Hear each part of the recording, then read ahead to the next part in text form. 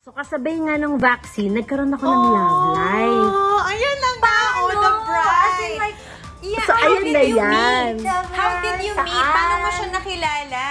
Nagkakilala kami sa common friend, yung friend ng friend. Gusto mo yun? Yung friend ng friend. Okay, Doon friend kami ng nagkakilala. friend. Okay, okay. Ito nakakatuwa. Kasi yung first date namin was March 31 pa April Fools. April 1.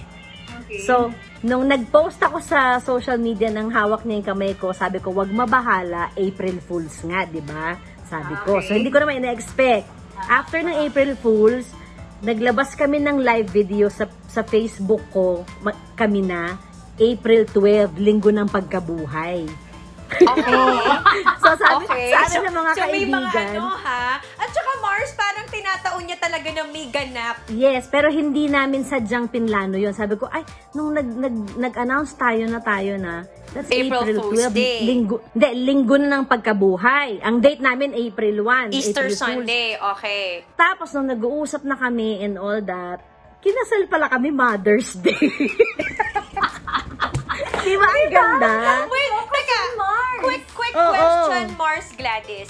What brought you to the decision na magpakasal agad? Kasi knowing nakakakilala nyo lang, tapos syempre kakastart pa lang ng relationship, paano kayo biglang napunta dun sa kasalan? Alam kong marami magre-react dito kasi 'di ba? My life has been an open book. 'Di ba? But this time kasi parang ito yung totoong masasabi kong spark. Ito yung totoong masasabi ko na, ay, may feelings na involved. Wait, paano nga yun, Ate Gladys? Kasi syempre, you left the Philippines knowing that you were going to come back. So, hindi ka naman prepared talaga to stay at settle na in the States. So, paano na maging plano mo? Camille, parang binigyan na ako ni Lord ng ito. So, hindi ko na rin to.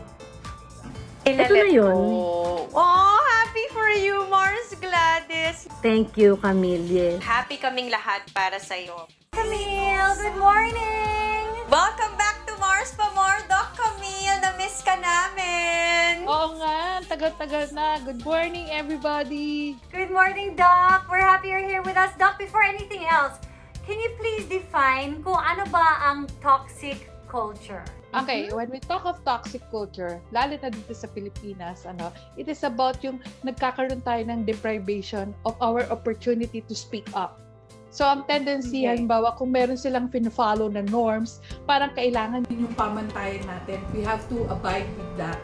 Kaya kung minsan, ang tendency, kahit meron kang opinion, maganda yung gusto mong positive na input doon, parang, oh, sorry, and then you're being pressured to do such things, kahit na ayaw mo na talaga. So, it becomes not only a toxic na environment for you, pero definitely, it makes you affected to the sense na parang you have to follow. Tapos kahit na ayaw mo na, you become so irritated. And then, yun na, toxic na talagang the things. Parang nalalason na din yung isipan mo to abide kung ano man yung gustong sabihin ng mga tao na of authority, elders.